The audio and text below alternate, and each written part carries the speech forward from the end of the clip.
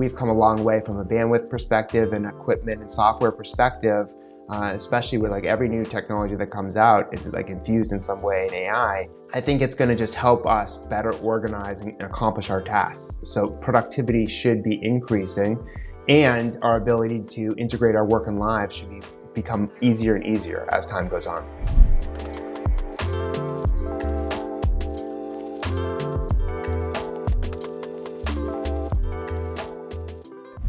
Hey, there you are. Welcome to Capterra's Guest Network series, where we talk to leading business influencers about how to work smarter by using the right software and technology. Have you been following us? If you did, great. If not, you can follow us on YouTube, LinkedIn, and X. So today we're talking to Dan Schawbel, and you probably know Dan as a world-renowned keynote speaker on the future of work. He's also a best-selling author of several books that have been translated into multiple languages. Hey Dan, welcome. So happy to be here with you. So here's what I wanted to talk to you about.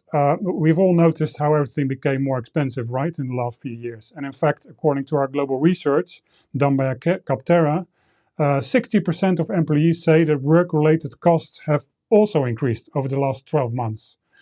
Things like gas or electricity, those kind of costs. So we asked employees what they think employers should pay for when they are working on site. And for example, 70% of the people that we surveyed think that parking costs should be fully paid by the company. Do you have the feeling that companies take these things into consideration? I think it really depends on the company, but you have to look at it like this. It's, people were used to working from home and not having to pay around $50 to $60 a day commuting between food, gas costs, things you mentioned. And now they have to go to the office at least part of the week, maybe even sometimes full time. And therefore, with the costs of living going up, as you explained, as well as people shifting from working remotely to working in the office, workers want employers to give back to them, as in subsidize these costs, in exchange for them more or less being excited or willing to go back into the office.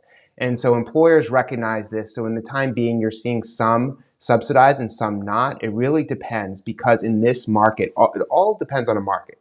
And right now, employers have the leverage, so they're less likely to subsidize. Whereas in a better economy, when employees have leverage, they're more accustomed to promote flexibility, subsidize commuting, and various other benefits and perks that they would not normally offer. Do you think that companies also will be willing to pay for the cost of remote workers? Because we asked employees, and more than half of them think that their company should pay at least partially for things like electricity.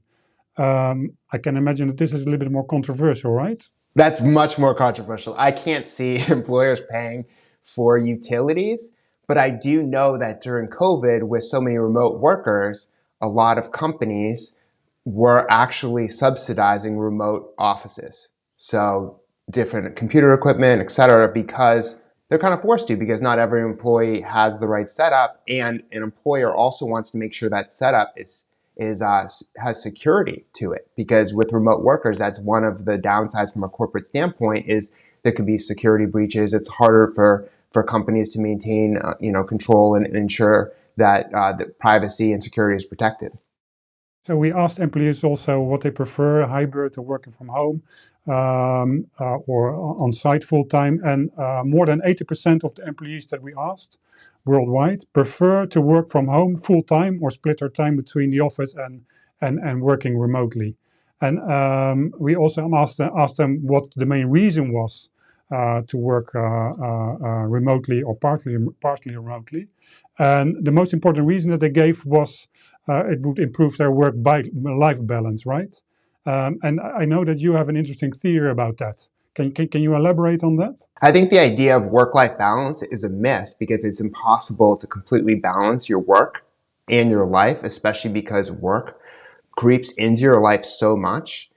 People are responding to business communication on nights, on weekends, even on vacations. It's to a point, there's a bill now in California giving employees the right to disconnect.